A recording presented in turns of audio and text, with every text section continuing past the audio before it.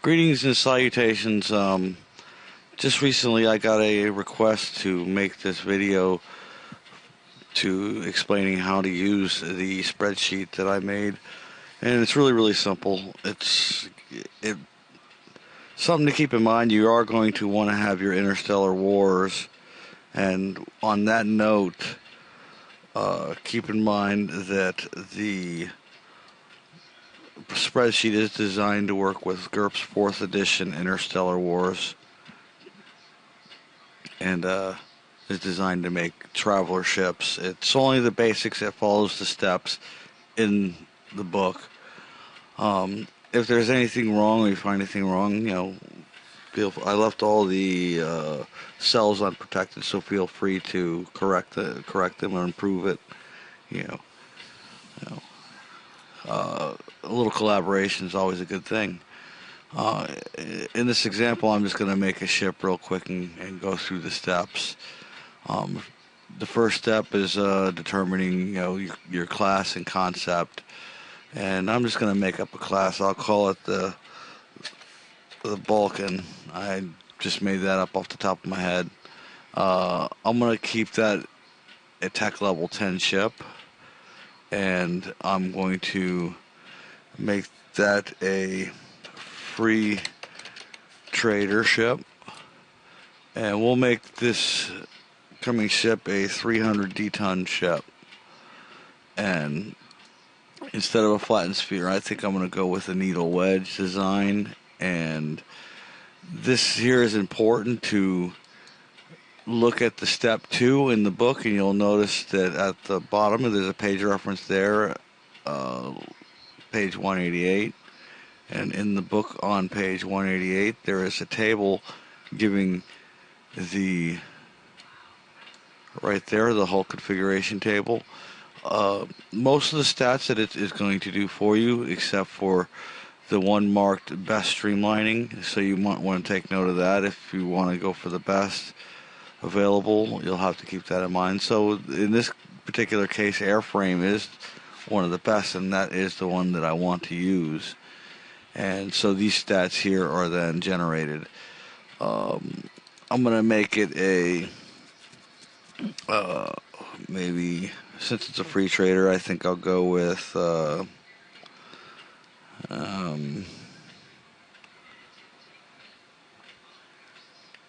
I'm just going to guess off the top of my head and make it a DDR 20, keep it tech level 10. And I want to have a little bit of stealth, maybe for smuggling, keeping it light. It then tells me the amount of spaces I have available. These 9 occupied spaces are actually from the previous ship that's stored already in there, but we'll go through and change the stats as we go down into the steps. So step 4 is pretty much automated. Also, with that in mind, on the side here is little notes concerning each step as you go down the ways. So now you have the maneuver drives. We want to have definitely enough maneuver drives to propel the ship. So I think I'm going to go with 6 maneuver drives for a 300 d-ton ship. It's quite a lot, but if I go down to the bottom there, I'll see that I'm generating 2.42 Gs, which sounds good. I'll be happy if in the end, after adding all the mass, that I'll have a little over 1 G, which is what I'm going for. So that part's done. Next to the jump drives. Now you can reference the instructions in the book, but a typical jump drive, I want jump 2, and so that requires 3 spaces per jump, so I'm going to have that 6 spaces occupied, and the ship's tech level will be 10.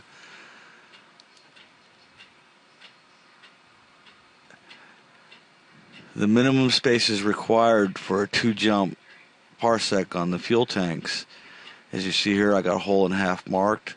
I'm going to need at least 60 spaces of fuel tank, so I'm going to try to accommodate that at least that.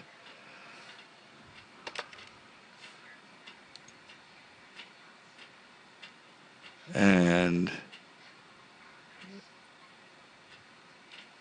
next is the fuel processors. I do want the ship to be able to skim the gas giants, so keeping it at tech level 10, which alters these stats depending on the tech level.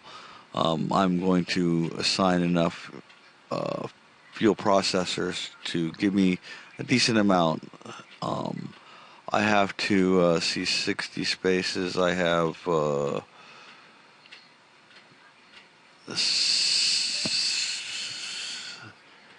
75 tons, so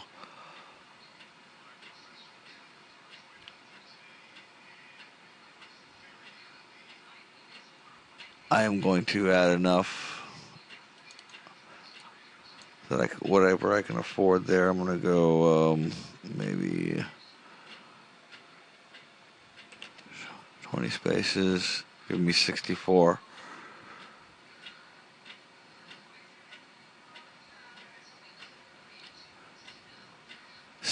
D-tons per hour.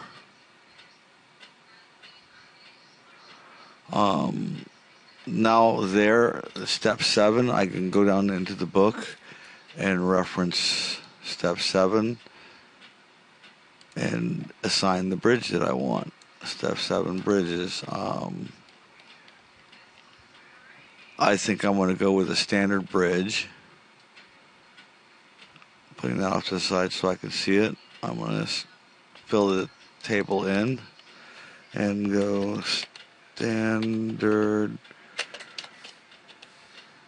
bridge, and the spaces on a standard bridge is 2.5, and the mass in tons is 12. The cost is going to be 1. The power is negligible, and it's going to be a microframe tech level -4, and I'm going to note that the quantity is 1. You can't have multiple bridges. This particular ship is only going to have 1. So the very next step is to decide on the sensors. That again, that you can reference the table on the page given, and you'll see there is my table right there, and I'll enter the model for the sensor that I want.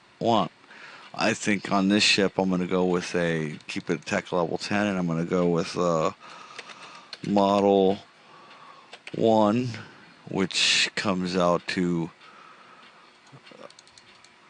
in spaces, comes out to 1, and mass is 12, cost is 4, power is 2,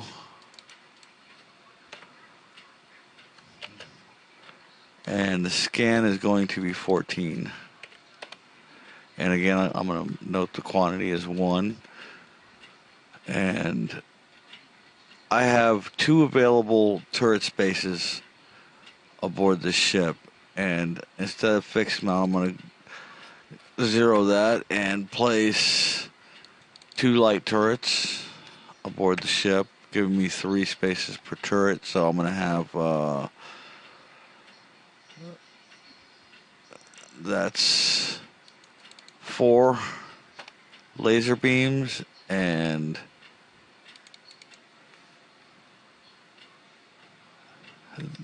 I'm going to go with 1 sandcaster and 1 plasma gun. No, actually, I'm going to go with a pulse laser.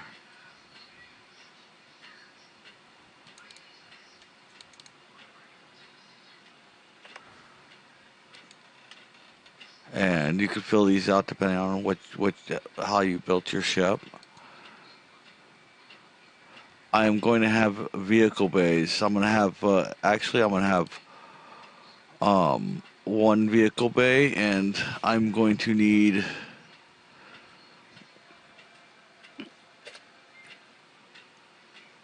I'll put 1, and I'm going to need extra spaces since I'm going to have a 110 ton life. Actually, I'm gonna keep that 2.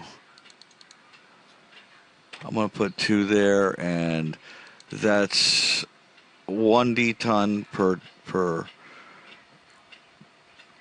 or 1 space per D-ton of the lifeboats that I'm gonna put on board. So that's each one is gonna be 2 10 D-ton lifeboats, and I'm gonna have those. So I'm gonna need 20 extra spaces aboard, and I'm gonna leave that as it is. You want to fill that out for the description because that has everything to do with the output that comes out over here.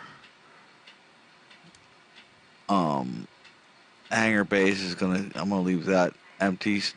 I'm just gonna leave that alone because it won't show as long as there's no hangar bays. Now the power. So my power requirement right now is at 574. So keeping it at fusion power, I'm at output 70. I have to raise that up. I'm gonna go. I think that's what 17. No, a little bit more. A lot more.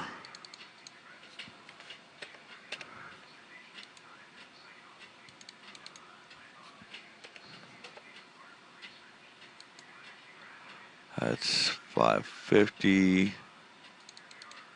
I'm gonna take that 1 off and see what I get. That's 540. So.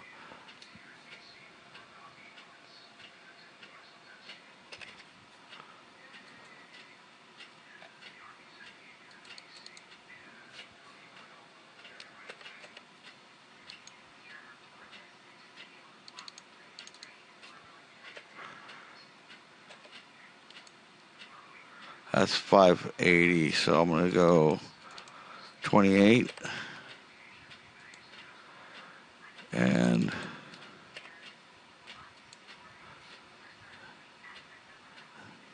that's 70. Since I'm not going to be using the maneuver drives while running the jump drive, I've got enough power to power my ship. So now the crew part. The crew part, you can leave that empty because I've left that out and I have it calculated to use a formula that was given as an option for calculating the mass of crew using a method where it goes by the area you pick or the rooms you pick or the modules that you decide to install aboard the ship, which is this section right here. I'm going to have, it's going to be a small crew, so I'll have a lot of cargo space available. I'm going to use 2 bunk rooms, which will hold about, it'll hold about 8 people each. I'm going to have 4 staterooms for small amount of passengers and 1 luxury room for the captain. And since I have 2 small crafts, I'm going to purchase enough seating for the 2. And I can purchase half spaces for those, but I won't. I definitely want my engineering to have a ability to have a 3-man workshop. So I want 3 people can work in there comfortably. Don't need a laboratory, and I think I'm going to go with a Tech Level 10 sensor module for detecting bodies out in space. I want a sick bay just in case, because I'm kind of modeling my Traveler after a Firefly-ish type of game. And even though the sick bay might not be in use, I want it available anyway. So I go 1 sick bay. Now I'm going to look at my spaces available to see what I can calculate in cargo. So I go back up to step 4 and see that I'm using only 193. So I can have quite a lot of cargo space, and so this is going to be a very small living space, very small walking space for the people, and most of it is going to be in cargo. So I am going to put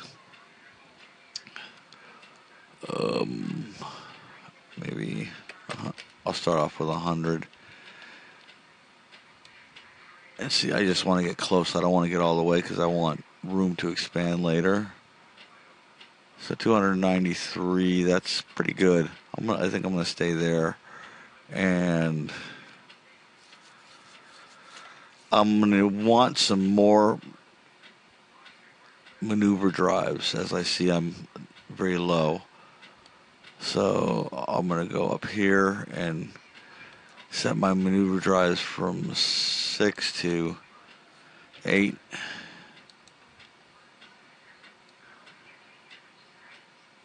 And make sure that I still have plenty of space left. And that gives me 1.15 Gs. So I think I'm going to stick with that. I've got a fairly decent top airspeed. To calculate that kind of EMAS for the small craft, I believe a 10D ton ship has an 83.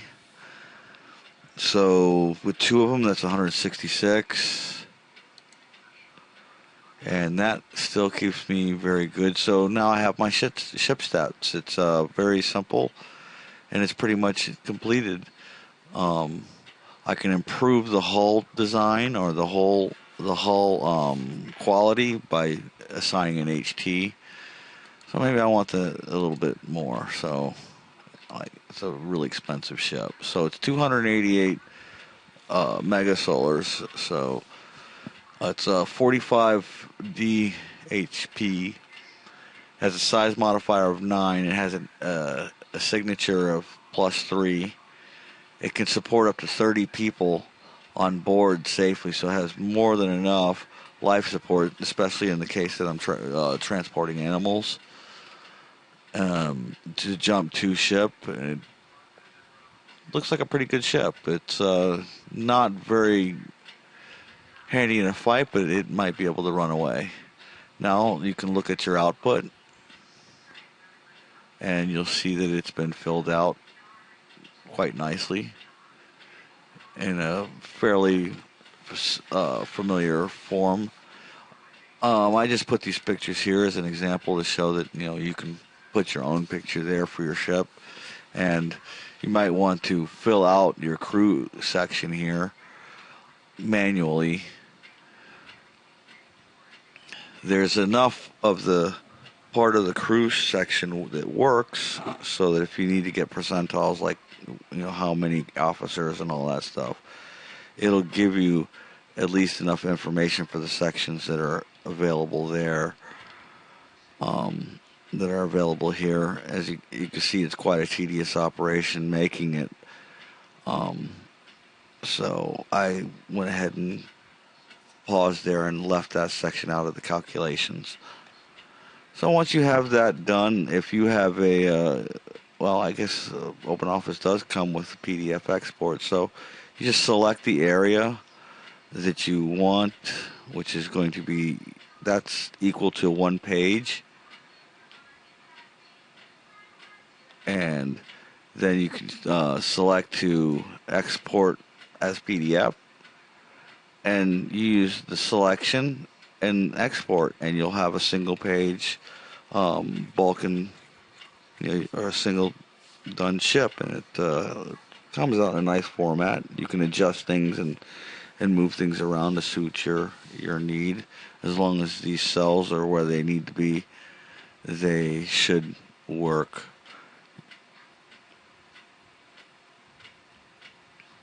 And with that, I hope that proved to be simple for you.